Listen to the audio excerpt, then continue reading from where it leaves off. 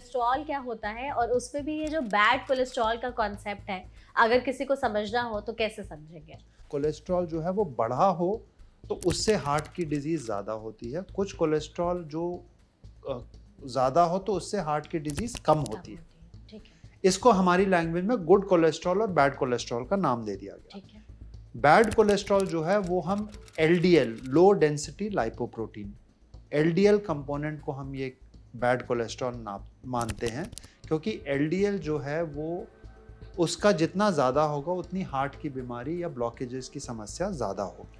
शरीर में या फिर दिल में ही गंदा कोलेस्ट्रॉल जमने लगता है तो हमारी बॉडी कुछ ऐसे संकेत देती है हमें या लक्षण देती है जो हम पहचान करके समय रहते उसका इलाज करवा सकते हैं। शरीर के सारे फंक्शंस, आप इसको फॉर्चुनेटली कहें अनफॉर्चुनेटली कहें, वो ऐसे ही फंक्शन करते हैं कि जब तक वो 70-80% तक खराबी नहीं आएगी तब तक आपको संकेत नहीं नहीं मिलेगा। दिखाई देंगे, ओके। तो आपको पता नहीं चलेगा। अगर आप कोलेस्ट्रॉल की बात करें तो जब तक वो 70-80% डिपॉजिट नहीं होगा आपको समझ नहीं आएगी, अगर हम कोई टेस्ट ना कराएं।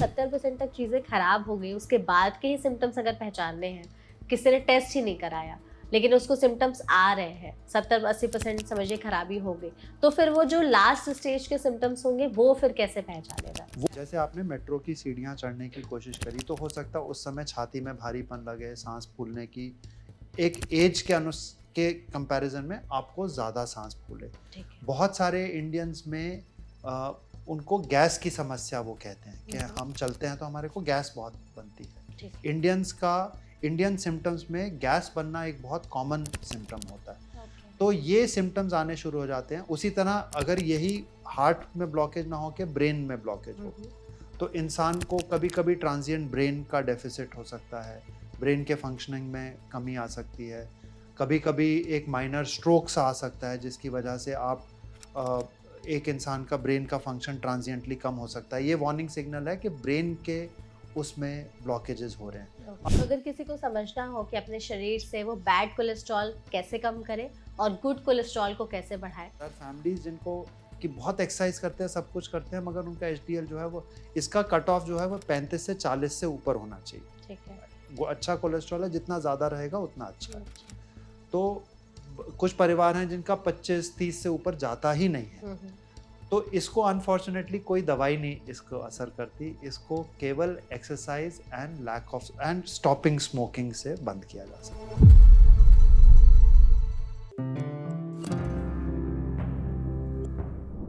Hello hi everyone, NVT life के हेल्थ पॉडकास्ट में आप सभी का स्वागत है। आज हम बात करेंगे अपने शरीर से बैड कोलेस्ट्रॉल को हम बाहर कैसे निकालें और कैसे अपने शरीर में गुड कोलेस्ट्रॉल को बढ़ाएं। देखिए, कोलेस्ट्रॉल का रोल जो है वो आजकल काफ़ी ज़्यादा हमने देखा है, सुना है, जाना है। हार्ट अटैक के केसेस इतने ज़्यादा बढ़ रहे हैं, तो ऐसे में कोलेस्ट्रॉल के बारे में काफ़ी ज़्यादा बातचीत हो रही है। लेकिन एक्चुअल कोलेस्ट्रॉल है क्या, इसके बारे में भी जानकारी रखनी बेहद ज़रूरी है, जिसके लिए सेशन में हमारे साथ एक बहुत ही सीनियर गेस्ट मौजूद है। हमारे साथ है डॉक्टर हेमंत मदान, जिनसे हम कोलेस्ट्रॉल के बारे में हर एक एस्पेक्ट को समझने की कोशिश करेंगे। तो डॉक्टर, इस सेशन में आपका बहुत बहुत स्वागत है। Thank you. डॉक्टर, सबसे पहले तो यही बताइए कि कोलेस्ट्रॉल क्या होता है और उसमें भी ये जो बैड कोलेस्ट्रॉल का कॉन्सेप्ट है, अगर किसी को समझना हो तो कैसे समझेंगे? देखो, कोलेस्ट्रॉल एक शरीर में, ब्लड में एक फैट का एस्टिमेट करने का टेस्ट होता है। ठीक है। कोलेस्ट्रॉल जो है, पहले हम शुरू में खाली टोटल कोलेस्ट्रॉल को ध्यान में रखते थे कि टोटल कोलेस्ट्रॉल कितना है, कुल मिला के फैटी सर्कुलेटिंग वो कितना है। आप ये समझ सकते हैं कि किसी भी लिक्विड में अगर कोई भी इम्प्योरिटी ज़्यादा होगी तो वो उसके जो ट्रांसमिटिंग पाइप है उसके अंदर डिपॉजिट होने की टेंडेंसी होगी। ठीक। उदाहरण के तौर पे अगर आपके एक घर की पाइप में सॉल्ट ज़्यादा आता है, अधिकतर एनसीआर रीजन में आप देखते हैं कि सॉल्ट कंटेंट पानी में ज़्यादा है, खासकर ग्राउंड वाटर में ज़्यादा है, तो क्या होता है, पाइप में धीरे धीरे सॉल्ट डिपॉजिट होना शुरू हो जाता है, नमक डिपॉजिट होना शुरू हो जाता है। तो अगर शरीर के सर्कुलेटिंग ब्लड वेसल्स में, खून की नसों में फैट का डिपॉजिट ज़्यादा होगा, चिकनाई का डिपॉजिट ज़्यादा होगा, तो क्या होगा कि नसों में धीरे धीरे डिपॉजिट होना शुरू हो जाएगा। ये शुरू में तो डिपॉजिशन जो है ये बहुत जल्दी बचपन से हो जाता है।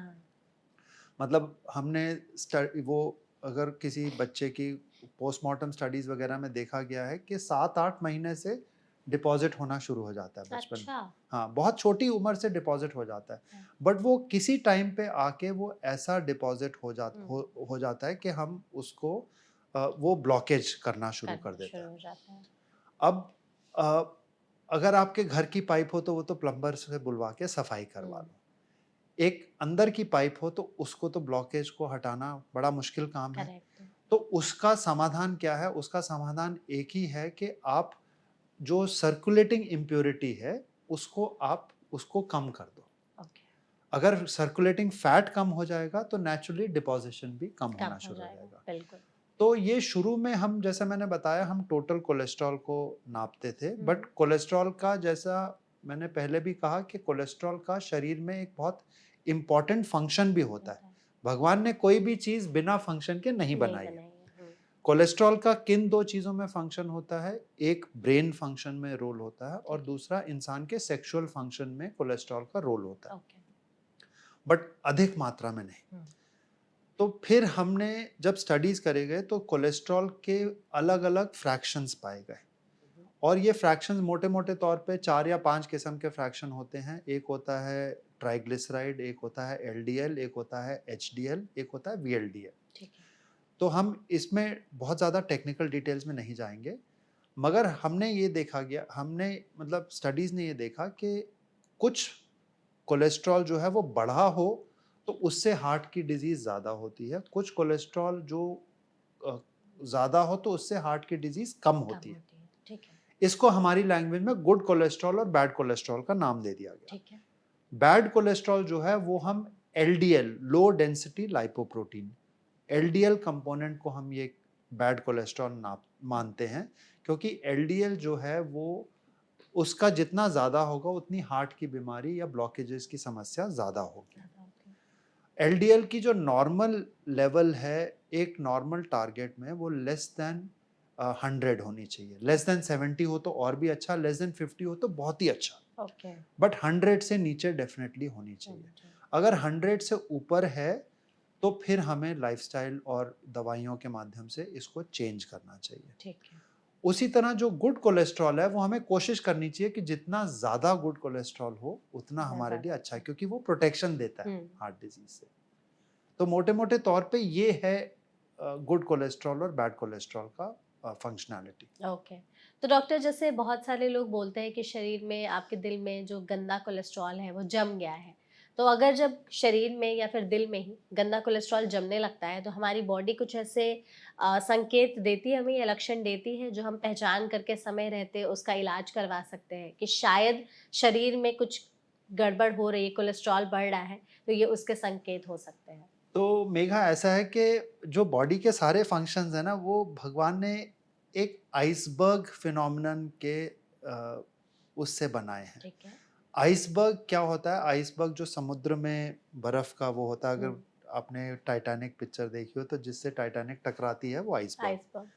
आइसबर्ग का बेसिक प्रिंसिपल क्या होता है कि खाली 10 से 20% पानी से ऊपर होता है, 70% पानी से नीचे नीचे होता है। होता है।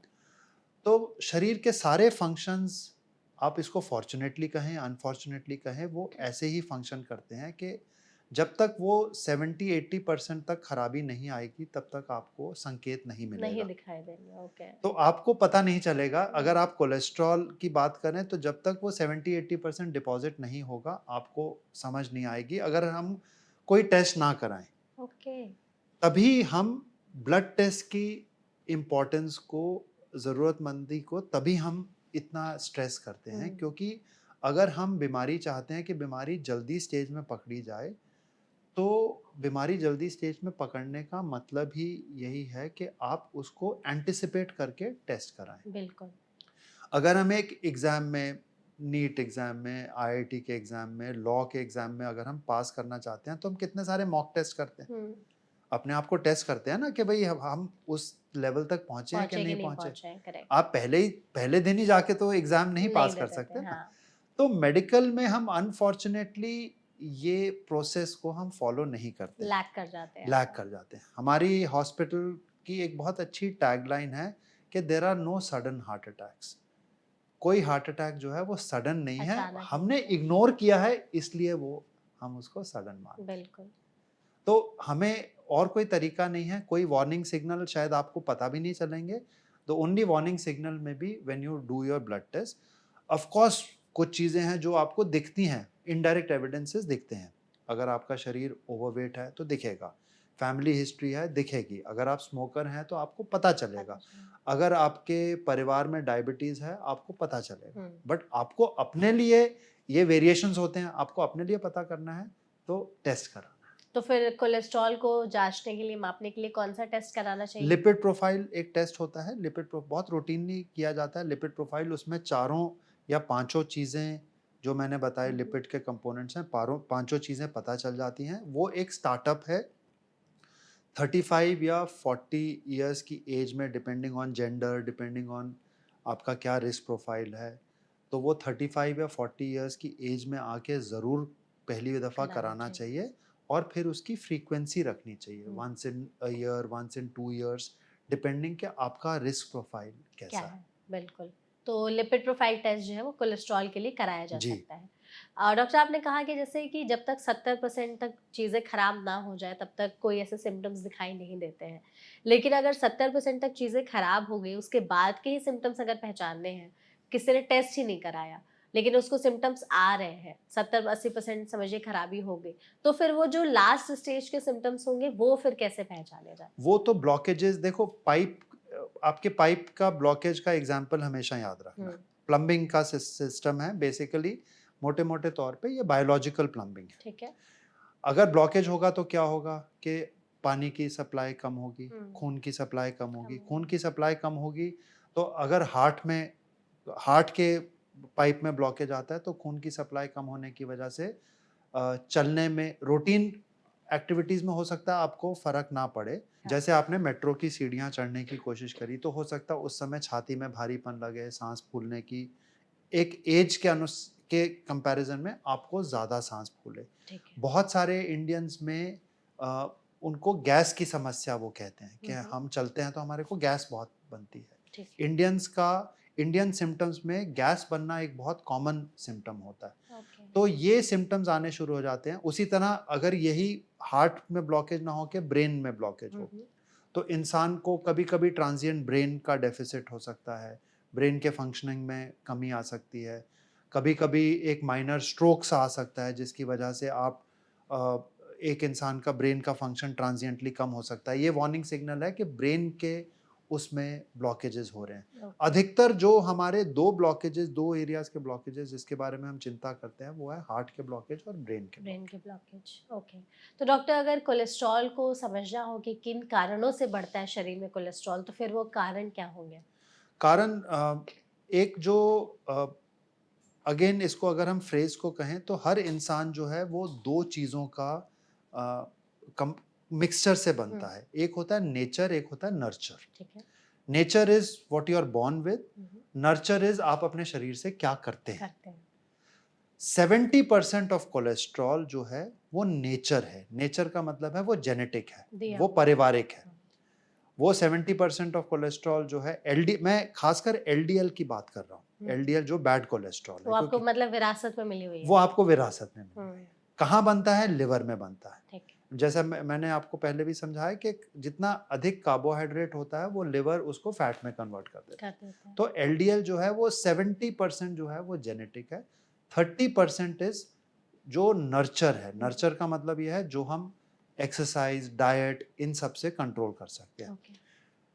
जो हालांकि रेशियो 70 और 30 है, बट मेरा मतलब ये नहीं निकालना है कि 30% ही बेनिफिट होगा। हुँ, अगर आप एक्सरसाइज करेंगे, डाइट कंट्रोल करेंगे तो हार्ट डिजीज पे हो सकता है 60-70% बेनिफिट हो, बेनिफिट है, क्योंकि एग्ज़ैक्टली। इवेंचुअली वो 30% ही जो है हुँ, वो हुँ, बहुत इंपॉर्टेंट होता है। हाँ, बट इसका दूसरा मतलब ये है कि एक लेवल ऑफ कोलेस्ट्रॉल ऐसा होता है जिसको आप जितना मर्जी डाइट कर लीजिए, जितना मर्जी एक्सरसाइज कर लीजिए, आप उस लेवल से नीचे नहीं ला सकते। अगर ठीक। आपका एलडीएल लेवल मैंने बताया 100 is the 100 is the conventional hmm, cut off.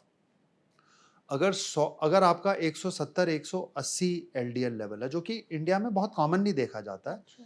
अगर आप जितना मर्जी एक्सरसाइज कर लीजिए, जितना मर्जी डाइट कंट्रोल कर लीजिए, उसको आप 100 नहीं ला पाएंगे। उसको आप 130, 140, 150 तक ले हम्म, आएंगे। तो कुछ केसेस में मेडिसिन की दवाइयाँ ही देनी दवाइयाँ जरूरी होती है। ठीक है। तो अगर किसी को समझना हो कि अपने शरीर से वो बैड कोलेस्ट्रॉल कैसे कम करे और गुड कोलेस्ट्रॉल को कैसे बढ़ाए, तो जाते जाते ये भी बता दीजिए हमारी देखिए, ऑडियंस बैड कोलेस्ट्रॉल को मैंने आपको बताया कि बैड कोलेस्ट्रॉल जो है वो डाइट, लाइफस्टाइल और मेडिसिन के सहारे कम किया जाता है। ठीक है। जहाँ तक है good cholesterol, HDL, high density lipoprotein, इसको अनफॉर्चुनेटली कोई दवाई टच नहीं करती है। बढ़ नहीं सकते हैं। बढ़ सकता है, बढ़ता है दो मैनूवर से। ठीक है। एक है अच्छी एक्सरसाइज से और दूसरा है अगर आप स्मोकर हैं तो स्मोकिंग बंद कर बंद दीजिए। कर दीजिए। ये दो। एचडीएल भी जेनेटिक होता है। अच्छा। इंडिया में एक्चुअली लो एचडीएल की बहुत बड़ी प्रॉब्लम है। प्रॉब्लम देर आर फैमिलीज जिनको कि बहुत एक्सरसाइज करते हैं, सब कुछ करते हैं, मगर उनका एचडीएल जो है वो, इसका कट ऑफ जो है वो 35 से 40 से ऊपर होना चाहिए। ठीक है। वो अच्छा कोलेस्ट्रॉल है, जितना ज्यादा रहेगा उतना अच्छा है। अच्छा। तो कुछ परिवार हैं जिनका 25-30 से ऊपर जाता ही नहीं है। तो इसको अनफॉर्चुनेटली कोई दवाई नहीं इसको असर करती, इसको केवल exercise and lack of and stopping smoking से बंद किया जा सकता है। यानी एक्सरसाइज की वजह से ही आप अपने कोलेस्ट्रॉल को अच्छे कंट्रोल में रख कोलेस्ट्रॉल का सकते एचडीएल को बढ़ा सकते बढ़ा हैं। सकते तो हैं। अगर कुल मिला के हम देखें तो इन सब में कौन सा ऐसा स्टेप है जो कि बैड कोलेस्ट्रॉल को कम करेगा, अच्छे कोलेस्ट्रॉल को बढ़ाएगा? तो एकमात्र जो स्टेप है वो है एक्सरसाइज। एक्सरसाइज आप एक्सरसाइज कीजिए, बैड कोलेस्ट्रॉल कम होगा, गुड कोलेस्ट्रॉल बढ़ेगा। बढ़ेगा। सेकंड स्टेप है स्टॉप स्मोकिंग। हाँ, अगर स्मोक करते हैं तो तो बंद stop, कर दीजिए, जी। Otherwise exercise is the key. Is the okay. तो thank you so much doctor, इस सेशन में आप हमारे साथ जुड़े, आपने कोलेस्ट्रॉल के बारे में आपने हमें इतनी अच्छी चीज़ें जानकारी दी और बताया कि कोलेस्ट्रॉल को कंट्रोल में रखने के लिए, कम करने के लिए, ज़्यादा करने के लिए क्या क्या चीज़ें की जा सकती है। थैंक यू सो मच, इस सेशन में आप Thank हमारे you. साथ जुड़े। Thank you. And audience, thank you so much, इस वीडियो को आपने देखा, इसे शेयर ज़रूर करेगा। कमेंट सेक्शन में कोलेस्ट्रॉल से रिलेटेड कोई और सवाल रह गए हो तो आप पूछ सकते हैं। ऐसे और भी वीडियोस के लिए सब्सक्राइब करना मत भूलिएगा हमारे चैनल एनबीटी लाइव को। Thank you.